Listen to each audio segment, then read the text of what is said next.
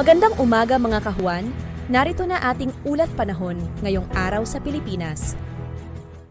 Wala tayong minomonitor na bagyo or low pressure area na maaari makaapekto dito sa ating bansa, ngunit ang Intertropical Convergence Zone or ITCZ ay patuloy pa rin magdudulot ng mga pag-ulan dito sa Mindanao, maging sa bahagi na rin ng Visayas at Palawan. So pag-iingat po para sa ating mga kababayan dyan sa banta pa rin ng mga pagbaha at pagguho ng lupa. Samantala, ang easterlies naman ay nakakaapekto pa rin sa nalalabing bahagi ng Luzon kung saan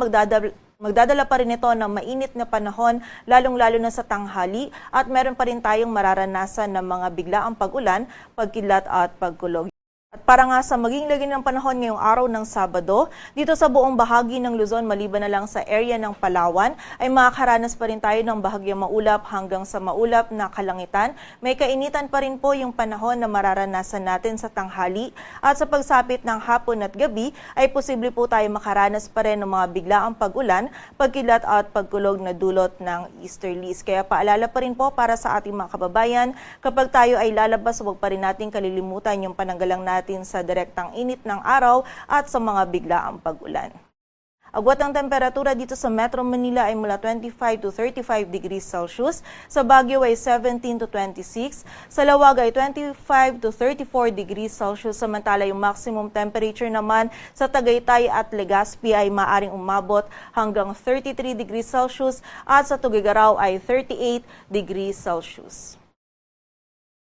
Samantala, maulan na panahon pa rin yung mararanasan dito sa bahagi ng Mindanao, maging sa bahagi na rin ng Visayas at Palawan, dulot pa rin po ito ng ITCZ at malalakas na pagulan pa rin yung posible nating maranasan, lalong-lalo na dito sa area ng Zamboanga Peninsula, Barm, Soc-Sargen, maging sa ilang bahagi pa ng Northern Mindanao at Davao Region, maging dito rin sa bahagi ng Palawan at kanlurang bahagi ng Visayas. Kaya pag-iingat pa rin po para sa ating mga kababayan or doble ingat pa rin sa mga kababayan natin sa banta ng mga pagbaha at pagguho ng lupa, and also makipag-ugnayan din po tayo sa ating mga LGU para sa mga aksyon na kailangan nating gawin para sa ating mga kaligtasan.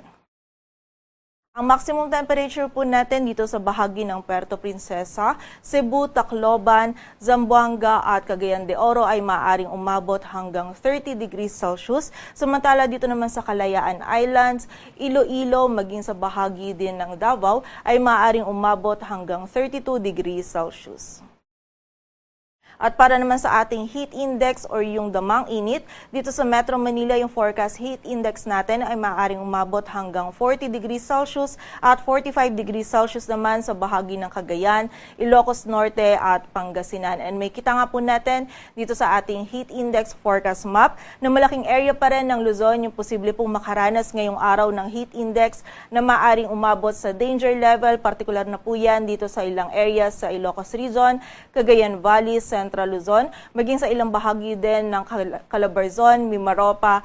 at sa area din po ng Bicol Region. So muli po, pag-iingat pa rin para sa ating mga kababayan hanggat maaari limitahan pa rin po natin yung ating mga outdoor activities at kung hindi naman maiiwasan ay from time to time magpahinga po tayo and ugaliin din po natin yung pag-inom ng tubig upang maiwasan po natin yung panganib na maaring idulot ng init ng panahon sa ating kalusugan.